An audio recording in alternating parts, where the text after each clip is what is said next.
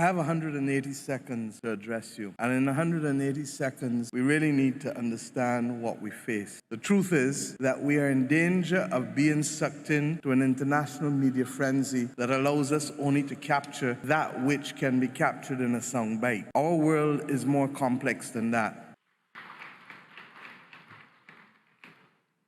Thank you very much, Mr. Chairman. I have 180 seconds to address you. And in 180 seconds, we really need to understand what we face.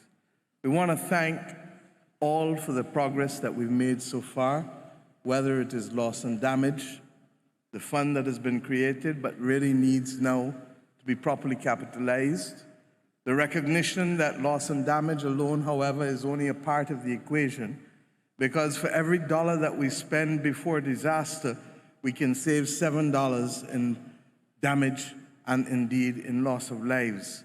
The truth is that we are in danger of being sucked in to an international media frenzy that allows us only to capture that which can be captured in a soundbite. Our world is more complex than that, and we continue to need significant funds for adaptation for countries that simply will not be met unless there's a different approach to how we address both the capitalization of the international financial institutions, the commitment of countries, and indeed the recognition that non-state actors and individuals need to come to the table to add to the capitalization. If not, we will not make it possible for countries to access the funds necessary to avoid the damage. We live now in the age of superlatives.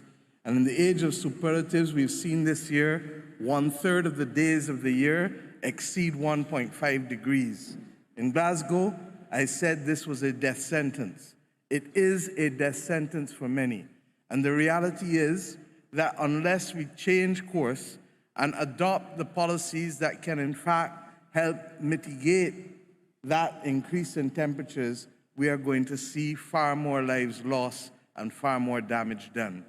The reality is that the global methane agreement that the world needs to see has not yet come. And while we are seeing countries move towards greater regulation, we need to be able to have concrete action with respect to the controlling of methane, largely because its damage in the near term is far greater than even CO2. Where is it going to be found for the progress to be made and to avoid the tipping point? We need oil and gas companies to agree to fix the leaks in their pipelines and to ensure that they also stop the flaring.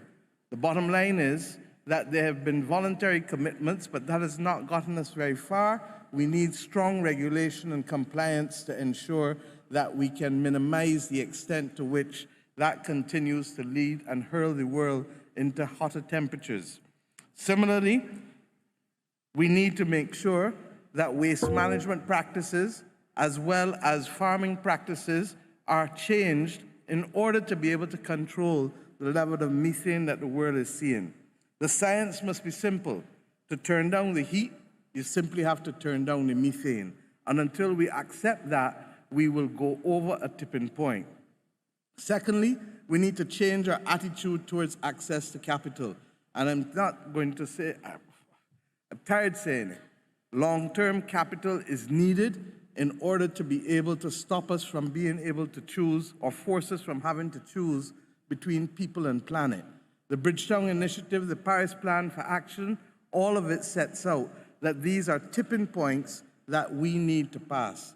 And since I've passed my tipping point for 180 seconds, I've asked the world simply, let us agree to leave here with a global methane agreement, and let us agree that we have not yet fully unraveled what is necessary to turn the opportunities for countries into reality by making long-term capital available.